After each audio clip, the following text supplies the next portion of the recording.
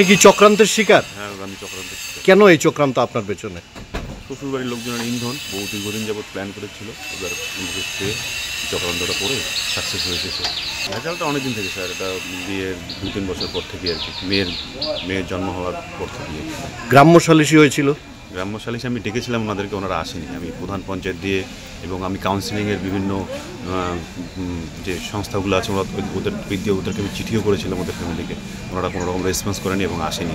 কয় বছর হয়েছে বিয়ে করেছেন? বিয়ে করেছি আমি 2014-তে করেছি, 10 বছর। কোথায় বিয়ে করেছেন? বক্সিরহাট। বক্সিরহাট।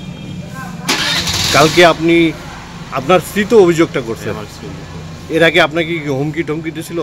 বলছিল যেরকম কেস করে দেবো, বক্সতে ফাঁসাবো, এরকম বলতো আর কি। আমি অতটা মানে করে ফেলবে এই ব্যাপারটা অত ভাবিনি আর কি। ঠিক আছে, কি চাইছেন আপনি?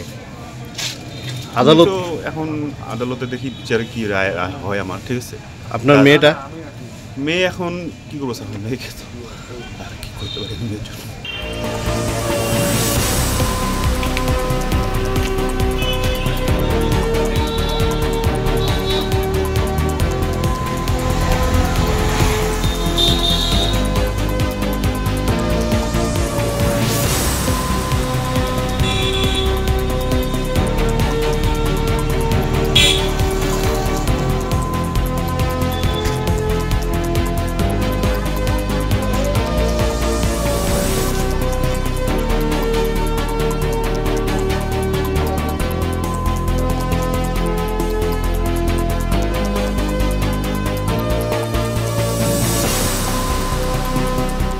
এখনও মানে বেশিরভাগ ফর্মই বিলি করা হয়েছে, কিন্তু আমার কাছে আপাতত 40 থেকে 45টা ফর্ম ছিল।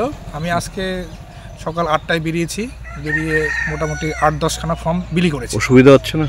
অসুবিধা মানে আমার তো প্রথম দিকে তো ট্রেনিং তো হয়নি, তবু আমি একটু এই বিষয়টা ওয়াকিবহাল ছিলাম আগে থেকেই। বাড়িঘর চিনছেন?